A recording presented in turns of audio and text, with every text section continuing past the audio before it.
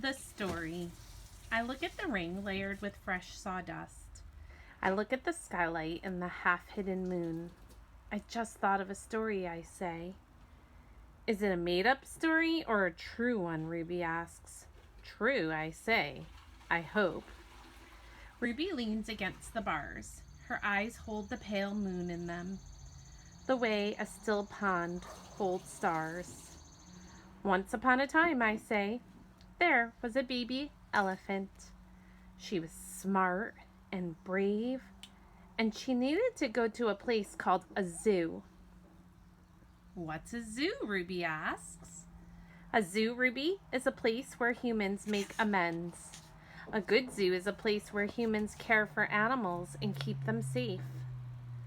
Did the baby elephant go to the zoo? Ruby asks softly. I don't answer right away. Yes, I say at last. How did she get there? Ruby asks. She had a friend, I say. A friend who made a promise. How?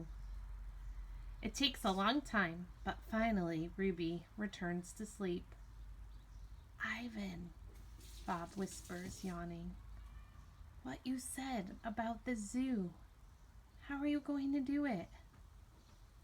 Suddenly, I feel as if I could sleep for 1,000 days. I don't know, I admit. You'll think of something, Bob says confidently, his voice trailing off as his eyes close. What if I don't? I ask Bob. But Bob is already asleep. His little red feet dance, and I know he's running in his dreams. Remembering. Bob and Ruby sleep on. I don't sleep. I think about the promise I made to Stella and the pictures I made for Ruby. And I remember. I remember it all. What they did. We were clinging to our mother, my sister, and I when the humans killed her. They shot my father next. Then they chopped off their hands and their feet and their heads. Something else to buy. There is a cluttered, musty store near my cage. They sell an ashtray there. It is made from the hand of a gorilla. Another Ivan. When morning comes and the parking lot glimmers with dew, I see the billboard on the highway. There I am, the one and only Ivan, bathed in the pink light of dawn. I look so angry with my furrowed brow and clenched fists. I look the way my father did the day the men came.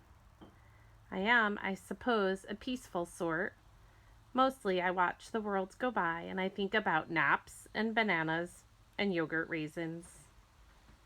But inside me, hidden, is another Ivan. He could tear a grown man's limbs off his body. In the flicker of time it takes a snake's tongue to taste the air, he could taste revenge. He is the Ivan on the billboard. I stare at the one and only Ivan, at the faded picture of Stella, and I remember George and Mac on their ladders, adding the picture of Ruby to bring new visitors to the Exit 8 Big Top Mall and Video Arcade. I remember the story Ruby told, the one where the villagers came to rescue her. I hear Stella's kind, wise voice. Humans can surprise you sometimes.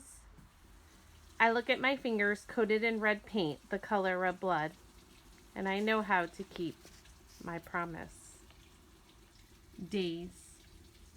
During the days I wait, and during the nights I paint. I worry when Mac takes Ruby into the ring. He carries the claw stick with him all the time now. He doesn't use it. He doesn't have to. Ruby isn't fighting back anymore. She does whatever Mac asks. Nights. I close my eyes. I dip my finger into the paint. And when I'm done with one piece of paper, I set it aside to dry. It's so small, just one sheet, and I'm going to need so many. I move on to the next, and the next, and the next. It's a giant puzzle, and I'm making the pieces one by one. By morning, my floor is covered with paintings. I hide the paintings under my pool of dirty water before Mac can see them. I don't want them to end up in the gift store selling for $25 a piece, or $25 with a frame. These paintings are for Ruby, every one of them. Project. Ivan, Ruby asks one morning when I'm trying to nap, "Why are you always so sleepy during the day?" "I've been working on a project at night," I tell her. "What's a project?" "It's a thing, a painting. It's a painting for you, actually," I answer. Ruby looks pleased. "Can I see it?" "Not yet." Ruby pokes with annoyance at her roped foot. She takes a breath. "Ivan, do I have to do the shows with Max today?" "I'm afraid so. I'm sorry, Ruby." Ruby dips her trunk in her water bucket. "That's okay," she says. "I already knew the answer." Not right. It's night again, and everyone's asleep. I look at the picture I've just made, one of dozens. It's smudged and torn in a muddy blur. I placed it beside the others lining my floor. The colors are wrong, the shapes are off. It looks like nothing. It's not what I'm trying to create. It's not what it's meant to be. It's not right, and I don't know why. Across the parking lot, the billboard beckons as it always does. "Come to Exit 8, Big Top Mall and Video Arcade, home of the one and only Ivan, mighty Silverback." If I could use human words to say what I need to say, this would all be so easy. Instead, I have my pots of paint and my ragged pages. I sigh. My fingertips glow like jungle flowers, and I try again. Going nowhere. I watch Ruby plod around the rings in endless circles, going nowhere. More visitors have been coming, but not many. Max says Ruby's not picking up the slack after all. He says he's cutting back on our food. He says he's turning off the heat at night to save money. Ruby looks thinner to me, more wrinkles than Stella ever was. "Do you think Ruby's eating enough?" I ask Bob. "I don't know. I'll tell you one thing, though. You're sure as heck painting enough."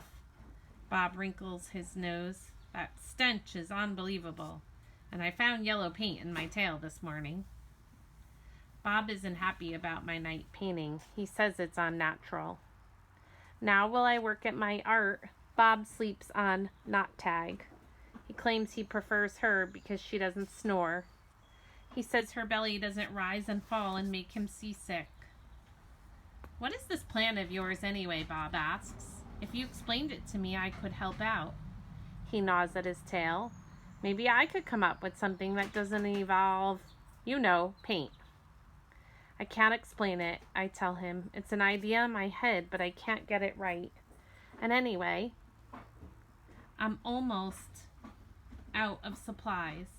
I should have known I wouldn't have had enough." I kick at my tire swing. It spattered the drops of blue paint. "It's a stupid idea." "I doubt that," Bob says. "Smelly, yes. Stupid, never." Bad guys. Most of the days I doze, and late in the afternoon Mac approaches. Bob slips under Not Tag. He prefers to keep a low profile around Mac.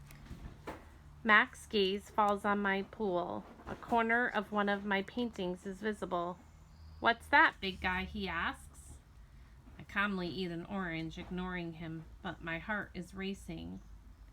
Mac kicks at my plastic pool, and underneath it all are all the paintings. Mac yanks on a piece of paper and it slips out easily, and he doesn't seem to notice the other paintings. The page is striped with green, which happens when blue paint and yellow paint get together. It's supposed to be a patch of grass. "Not bad. Where'd you get the paint anyway?" "George's kid," he considers. I'll bet I can get 30 for this picture, or maybe even 40. Mac turns on my TV. It's a Western. There's a human with a big hat and a small gun. He has a shiny star pinned to his chest. That means he's the sheriff, and he will be getting rid of all the bad guys. If this sells quick, I'm getting you some more of that paint, buddy, Mac says. He walks away with my painting, Ruby's painting. For a moment, I imagine what it would feel like to be the sheriff.